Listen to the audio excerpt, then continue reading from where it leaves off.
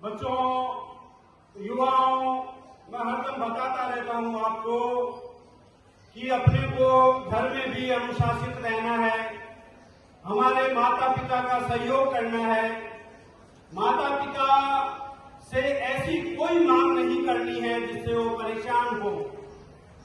आज का प्रेरक प्रसंग किसी परिवार पे, एक मिडिल क्लास फैमिली पे है, जहां पर अभिषेक नाम का एक बच्चा है जो 12th क्लास की परीक्षा दे चुका होता है और 12th क्लास की परीक्षा देने के पश्चात विद्यालय के गुरुजन एक परीक्षा और आयोजित करते हैं।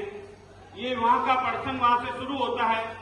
अभिषेक घर से निकलता है नाराज होता हुआ, अपनी माता जी से कहता है कि मम्मी, आज मैंने 12th, जैसा मैंने कहा था कि 12th क्लास की परीक्षा पास होते मुझे मोटरसाइकिल चाहिए सेकेंड हैंड। मम्मी कहती है कि बेटा अभी संभव हो नहीं पाया, पिताजी कुछ टाइम पहले, 1 महीने पहले चला पा रहे हैं। मिडिल क्लास का एक पर्सन बहुत ही समझने और सुनने लायक है और सीखने लायक है।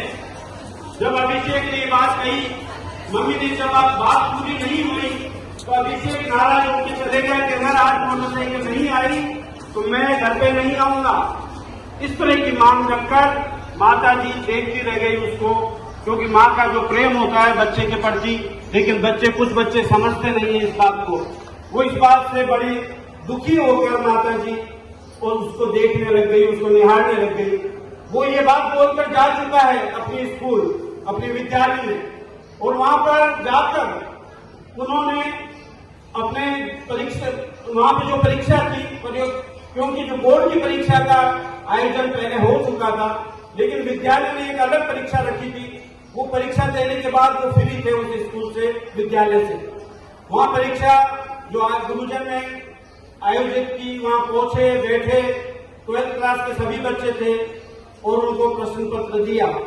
प्रश्न पत्र के अंदर सबसे पहला क्वेश्चन ये था कि क्या आपके परिवार में कितने मेंबर हैं, कितने सदस्य हैं और वो कितना कितना समय देते हैं अपने काम में। तो वहां पर फिर वो लिखने लगा अभिषेक कि मेरे पिताजी सुबह 4 बजे उठते हैं, 5 बजे अपना ऑटो लेके निकल जाते हैं, वो रात को 9 बजे आते हैं। और मेरी माँ 4 बजे उठती है, मेरे पिताजी के लिए टिफिन तैयार करती है। उसके बाद में हमारा सभी का खाना तैयार करती है और अंत में रात को सबसे अंत में माँ सोती है। ये हर परिवार की कहानी है, माँ सबसे अंत में सोती है। उसके बाद उसकी बड़ी बहन थी, उसके लिए बताया कि मेरी बड़ी बहन 7 बजे कॉलेज जाती है, उसके बाद पार्ट टाइम जॉब करती है और उसके बाद वो रात को मेरी मम्मी की, माता जी की सहयोग करती है। मैं सुबह उठता हूँ, स्कूल जाता हूँ, दिन में आता हूँ, थोड़ा रेस्ट करता हूँ, सोता हूँ, उसके बाद अपने मित्रों के साथ चले जाता हूँ और रात को अपने मित्रों से मिलकर रात को 11 बजे 2 घंटे पढ़ता हूँ। ये उन्होंने अपना पहला जो प्रश्न था उसका उत्तर दिया अभिषेक ने। दूसरा प्रश्न पूछा कि तुम अपने आपके परिवार की जो आमदनी है वो क्या है। तो अभिषेक ने आंसर दिया, उत्तर दिया कि मेरे पिताजी 10,000 रुपये महीना कमाते हैं, मेरी बहन पार्ट टाइम काम करती है, मेरी माँ काम करती है, यूं करके टोटल हमारा 15,000 की इनकम हमारी रहती है। ये प्रसंग मिडिल क्लास फैमिली का बता रहा हूं बच्चों। और अपने भारत में 80% परिवार जो कि जिनका आय 10 से 20,000 होती है वो मिडिल क्लास में ही आते हैं। लेकिन हमारा दायित्व बनता है कि हम मिडिल क्लास से अपर तक जाएं और इसीलिए आप लोगों को अपने आपके अभिभावक पढ़ाते हैं कि आप अच्छी शिक्षा प्राप्त करें और ऐसे बने कि हमारी इनकम बढ़े। उसके बाद में अगला क्वेश्चन होता है कि आप अपने खाना खाते वक्त ये बताइए कभी जिद की क्या आपने।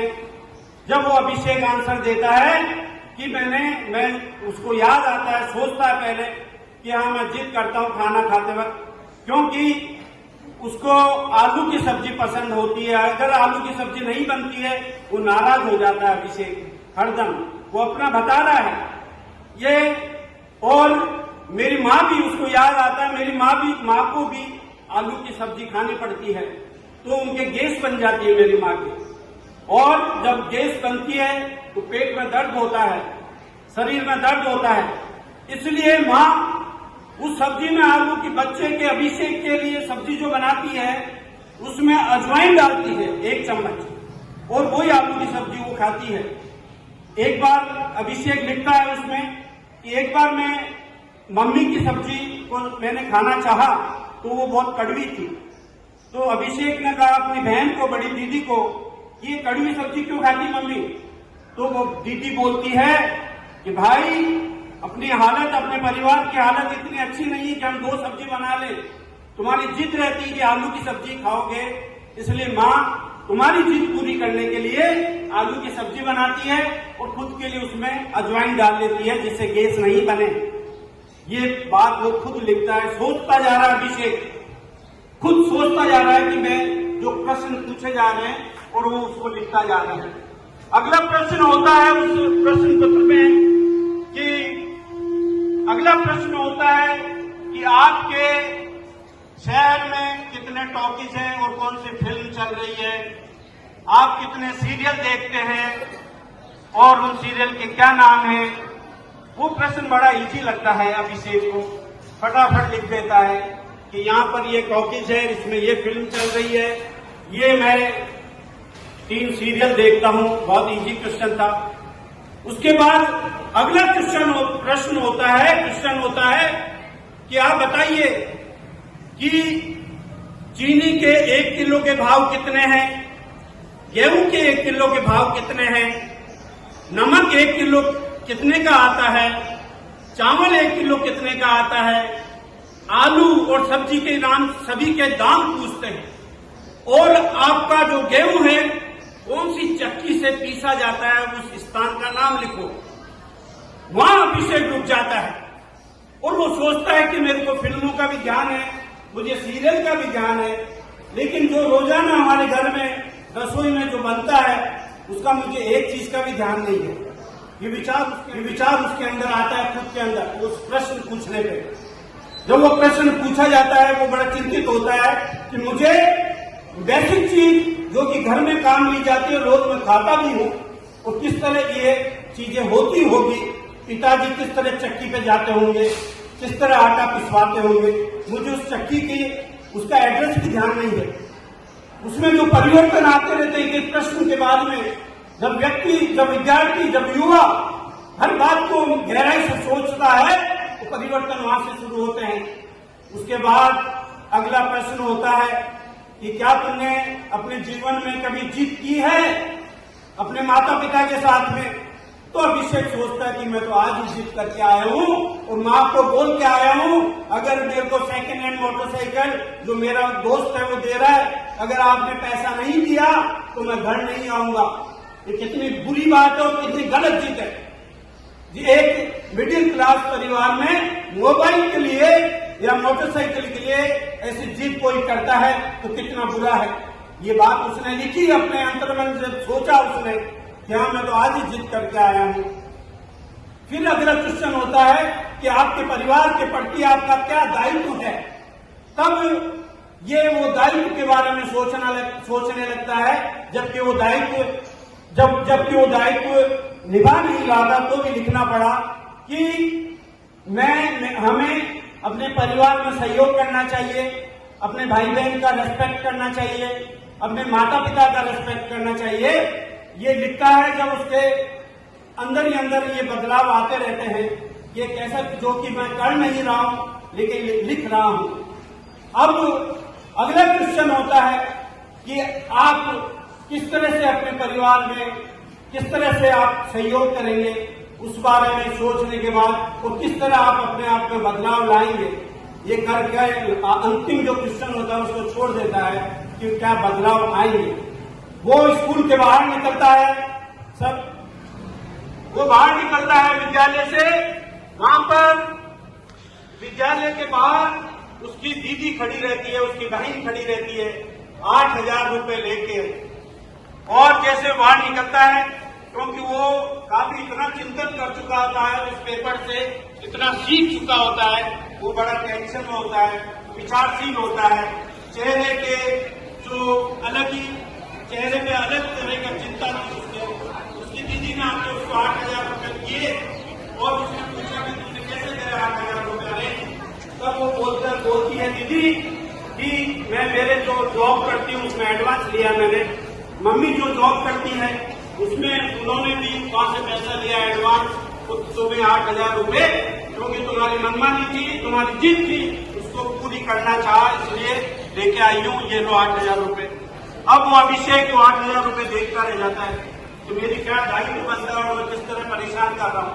ये जब सोचने लगता है, दीदी बोल के जाती है कि अभिषेक तेरी भी परिवार के प्रति जिम्मेदारी है, मैं भी निभा रही हूँ, मेरी भी बहुत आवश्यकताएं हैं, लेकिन मैं हर आवश्यकता को कम करके, जैसा मुझे 100 रुपये पिताजी देते हैं जेब खर्चे में, और जैसा तुम्हें देते हैं, तुमने पैसा कभी नहीं बचाया, मैंने पैसा बचाया भी है। और इसी तरह वो बोलती है कि तुम्हें अपनी जिम्मेदारी का ख्याल रखना चाहिए। इस तरह से ये बात कह के उसकी दीदी, उसकी बहन चली जाती है। वो ये बात उसी समय, वो जो उसका मित्र था, मोटरसाइकिल की बात हो रही थी, एकदम चमाचम करके पुरानी मोटरसाइकिल को चमका के वहां पर आ जाता है कि अभिषेक, ये मोटरसाइकिल आज के बाद तुम्हारी हुई, मुझे लोग 12,000 रुपये दे रहे थे, लेकिन अभिषेक मैं तेरे लिए इसको 8,000 रुपये दे रहा हूँ। अभिषेक के पास पैसा था, लेकिन परिवर्तन आ चुके थे उसके अंदर। उसने कहा, मित्र मैं मोटरसाइकिल नहीं लूंगा, मेरे 8,000 रुपये अरेंज नहीं हुए, और ये बात बोलकर और अरेंज होंगे भी नहीं, इसलिए आप अपने मित्र को कहा कि तुम इसे अपने जो भी 12,000 रुपये दे रहा है उसे दे दो। ये कह के वो अपने गुरु के पास गया। उस गुरु के पास जिसने वो पेपर बनाया था, गुरु के जाके पैर छुए और उसे गुरु जी को धन्यवाद दिया कि गुरु जी आपने मेरी आंखें खोल दी, ये बोल के।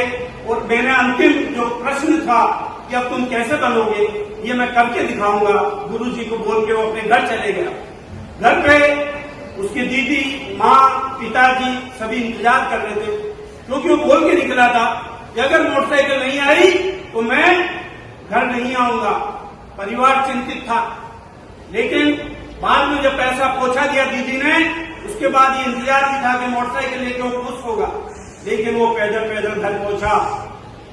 और जब माँ ने पूछा कि बेटा मोटरसाइकिल क्यों नहीं लाया, तब उसने कहा कि आप लोगों की इतनी कठिन परिश्रम का पैसा मैं मोटरसाइकिल में खराब नहीं करूंगा, और 8,000 रुपये माँ के हाथ में दे दिए। और फिर कहा कि अगर अभी पापा, उनके पिताजी का एक्सीडेंट हो रखा था, ऑटो चला नहीं पा रहे थे, अभिषेक में इतना परिवर्तन आया बच्चों, उसने कहा कि पापा के जो ऑटो की चाबी है मुझे दो, मैं आज कमाने निकलूंगा और आज आप अपने पसंद की सब्जी खाना। ये कह के वो ऑटो लेके निकल गया। और इस बात से, इस प्रसंग से हमें ये शिक्षा मिलती है कि हम माता पिता को सहयोग करें, इस मोटरसाइकिल या मोबाइल की फालतू की डिमांड नहीं करें। जब आप बड़े हो जाएंगे, जब आप कमाने लग जाएंगे, ये चीजें आप जब खरीदें। जय हिंद, जय भारत।